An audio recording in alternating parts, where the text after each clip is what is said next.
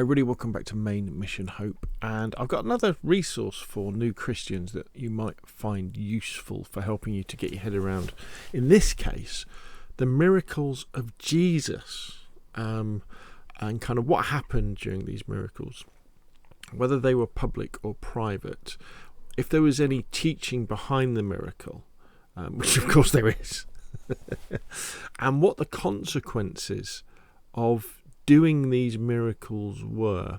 Now, one of the reasons why I wanted to come up with this document was to show the escalating problems of Jesus's miracle, in the fact that he started off quiet and he started off fairly private, and then gradually the miracles got more and more public and started to annoy the Pharisees and the Sadducees and the members of the Sanhedrin in Jerusalem, the religious leaders of Israel, in the fact that he was doing things like healing people on the Sabbath, and doing things, casting demons out of people who were possessed and that sort of stuff, and making them more and more angry, until eventually, obviously, it led to them having him arrested and then having him crucified.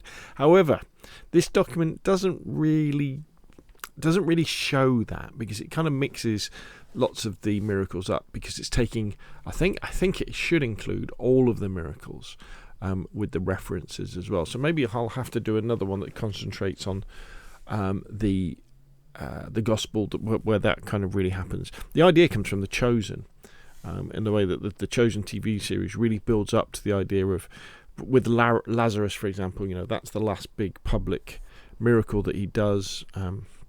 And after that, it cannot be denied that he's claiming to be the Son of Man, to be the Son of God. He's raising people from the dead, and he's forcing the Pharisees' hand. What are they going to do? Are they going to recognize him for who he is, as the Messiah, or are they going to see him as a threat? And obviously, they see him as a threat. So everything from changing the water into wine, right through to the miraculous catch of fish, which was post-resurrection. It's funny how many of these you can't remember when you look through it. Now, obviously, I populate these and build these using AI, so I use ChatGPT, or I use quite a lot of Grok from Twitter as well. So apologies for any errors. And I kind of thought that maybe, because these are created in that way, would people think less of them?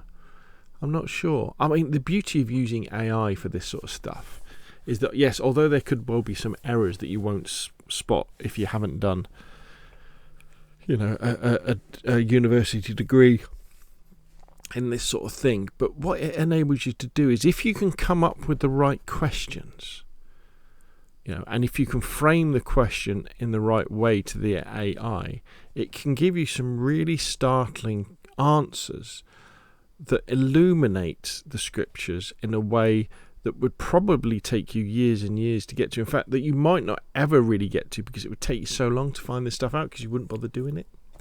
But anyway, the link to this is in the description below the video. Please check it out. Please tell me if there's any errors in it or things that I should add in. And if it's helpful as well, let me know, so that I know it's worth doing more of this sort of thing. Anyway, that's enough from me. Hopefully you found this useful. If you have, hit like, want to see more of the same, press subscribe. And of course, I'll see you again soon.